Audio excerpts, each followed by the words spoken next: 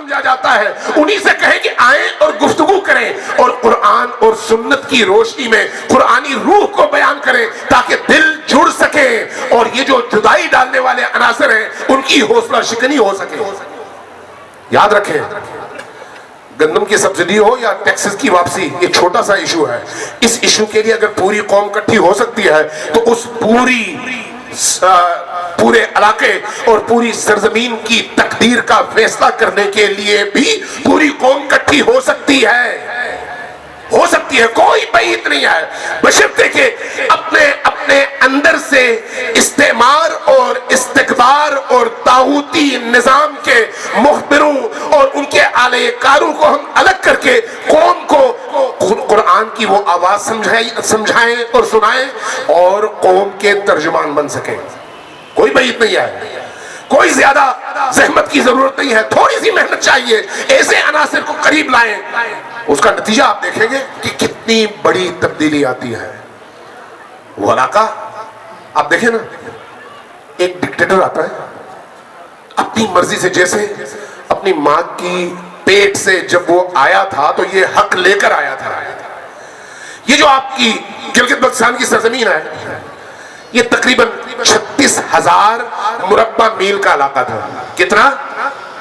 کتنا ذرا بولے نا، کتنا؟ 36,000۔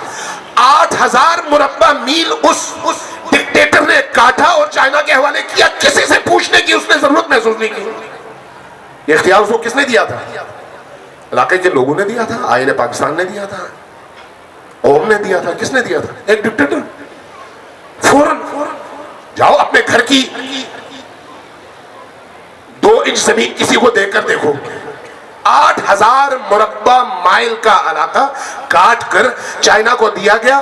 پورے پاکستان میں کوئی نہیں تھا اس پر آواز بلند کرنے والا۔ آج سی پیک کی بڑی باتیں ہوتی ہیں اور خوشکن گنگناہٹوں سے ہمارے کانوں کو، ہمارے دلوں کو بہلانے کی کوششیں ہوتی ہیں۔ میں آپ نوجوان نسل سے یہ عرض کروں گا، آپ نوجوان نسل سے، جو پروگرام ہے سی پیک کا، وہ پروگرام چائنا کے 100% فائدے میں ہے، اس میں کوئی دوسری رائے نہیں ہے۔ پاکستان کے کچھ سیاستدانوں اور کچھ بیوروکریٹس کے بھی یقیناً فائدے میں ہے، لیکن اس علاقے کی تقدیر کے حوالے سے، اس علاقے کے لوگوں کی تقدیر اور آنے والی نسلوں کو جو چیزیں ملنی ہیں، اس پر آج کے اکابر کو سر جوڑ کر بیٹھنا بھی چاہیے اور سوچنا بھی چاہیے کہ کہیں صرف دھوئے کے ساتھ بے حیائی، بد تہذیبی، لچر پن اور حرام و حلال کی تمیز کا خاتمہ اور ایک ایسا لبرل معاشرہ جہاں پر دین کا جنازہ اپنے کندھوں پر خود اٹھا کر چل پڑے، ایک ایسا تحفہ نہ ملے آپ کو، اور اس کا امکان ہے، اس کے سدباب کی ضرورت ہے۔ ہم ظاہر ہے پاکستان اور چائنا کے اتحاد، اتفاق اور تجارتی روابط کے قائل بھی ہیں، حامی بھی ہیں، لیکن ایسا نہ ہو کہ ہم کہیں ادھر سے مار کھا جائیں۔ علاقے کی اقتصادی صورتحال تو بہت دور کی بات ہے کہ کہیں یہ تحفہ ہمیں نہ ملے۔ اس لیے ہمیں ہر لحاظ سے اس حوالے سے اپنی آواز بلند بھی رکھنی چاہیے اور ان تمام قوتوں تک اپنی آواز بھی پہنچانی چاہیے۔ کیا اس سے بڑھ کر اس خاک سے وفاداری کوئی اور ہو سکتی ہے کہ ہمارے علاقے کا ہر سپاہی اسی خاک، اس مٹی اور اس کی حفاظت کے لیے بدترین علاقوں میں جا کر جام شہادت نوش کرتا ہے، ایک قدم پیچھے نہیں ہٹاتا؟ اس سے زیادہ اور کیا قربانی چاہیے؟ اور پھر عجیب ہے، ہم کہتے ہیں کہ ہم وفادار ہیں، کہا جاتا ہے نہیں یہ وفادار نہیں ہے۔ تعجب ہے اس بات پہ۔ بلوچ کہتے ہیں کہ ہم آزادی چاہتے ہیں، کہا جاتا ہے نہیں یہ ہمارے ہیں۔ اس کا مطلب یہ ہے کہ کمزوروں کو ہر ایک روندتا ہے اور طاقتور کے سامنے ہر ایک رندتا ہے۔ ہماری بدقسمتی ہے، بدقسمتی۔ علاقے کو جاہل رکھو اور اس کے ذخائر کو جہاں چاہو یوز کرو۔ منرلز کے حوالے سے ابھی مجھے نہیں پتا شاید کیپٹن شفیع صاحب بھول گئے ہوں یا اس موضوع پر انہوں نے بات نہ کی. منرلز کے حوالے سے جو قواعد و ضوابط پورے پاکستان میں ہیں، اس کی روح یہ ہے کہ جن علاقوں میں منرلز ہیں وہاں پر پہلا حق اس علاقے کے لوگوں کا ہے. لہٰذا اس علاقے کے لوگوں کو کم سے کم خرچ پر زیادہ سے زیادہ سہولتیں دو. لیکن اس وقت منرلز کی جو پالیسی آپ کے علاقے میں نافذ ہے، اس کی روح کیا ہے؟ علاقے کے لوگوں کو چپڑاسی رہنے دو، ان کو اوپر اٹھنے نہ دو. وہاں کے تمام ذخائر ان لوگوں کے حوالے کرو جن کے پاس پیسہ ہے. علاقے کے غریبوں تک اس کی بھنک بھی نہیں پڑنی چاہیے. اس سے بڑھ کر ظلم، اس سے بڑھ کر دشمنی ان لوگوں سے جو اس پوری ریاست سے اپنی وفاداری کی یقین دہانی پر اپنی زندگی کے 70 سال صرف کر چکے ہیں، جو مسلسل قربانیاں دے رہے ہیں. اس کا مطلب کیا ہے؟ مطلب یہ ہے کہ آپ جب کمزور ہوں گے تو پھر ایسا ہی ہوگا. آپ کی کمزوری کیا ہے؟ افتراق. آپ کی کمزوری کیا ہے؟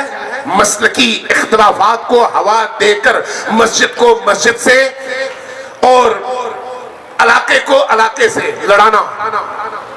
کہیں پر شین کی بات، کہیں پر یشکن کی بات، کہیں پر کھجن کی بات، کہیں پر برقبہ کی بات، کہیں پر پلویو کی بات، کہیں پر کوئی اور بات.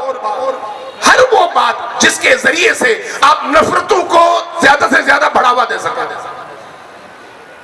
نفرتوں کو بڑھاوا دینے والوں کی زندگیاں محدود ہوتی ہیں. پیغام میں جان ہوتی ہے. بندہ خود ہو سکتا ہے جان دے دے، لیکن پیغام اگر اپنی روح کے مطابق ہو تو آئندہ آنے والی نسلیں ایک بندے کی قربانی کے نتیجے میں پوری نسلیں جاگ جاتی ہیں. شہید ضیاء الدین کی آواز آج پوری قوم کی آواز ہے. آج اتحاد وحدت اس علاقے کے تمام لوگوں کی آواز ہے. اس لیے آپ دیکھتے ہیں کہ اسی ایشو پر، یہ جو ٹیکسز کے خلاف ایشو تھا، فوراً وہاں کے وزیر اعلیٰ نے، جو خود مولوی بھی ہے، اس نے جو بیان دیا وہ کیا تھا؟ فرقہ واریت. شرم نہیں آئی اس کو، حیا نہیں آئی اس کو. اس نے فوراً اس ایشو کو بھی فرقہ وارانہ رنگ دے کر مسالک کو لڑانے کی بات کی، اکٹھے کرنے کی بات نہیں کی. اس کا مطلب یہ ہے کہ چاہے بڑے سے بڑا مولوی ہو یا چھوٹے سے چھوٹا، جب اس کے پیٹ کا مسئلہ آتا ہے تو وہ خدا کے سامنے بھی تلوار نکال کر کھڑا ہو جاتا ہے. لہٰذا اس کو سمجھیں، یہ جو تفرقہ ہے یہ تمام استکباری طاغوتی طاقتوں کے ہاتھ میں موجود وہ تلوار ہے جس سے وہ توحید کی گردن اتارتے ہیں، کسی اور کی نہیں. اللہ سے لڑتے ہیں، لیکن لباس مسلمانوں والا ہو، لباس اسلامی عقائد کا دھارتے ہیں اور وہ پہنتے ہیں. بہرحال میں اپنی گفتگو ختم کرتا ہوں، بہت ٹائم ہو گیا. اللہ تبارک و تعالیٰ آپ سب کی توفیقات خیر میں اضافہ فرمائے.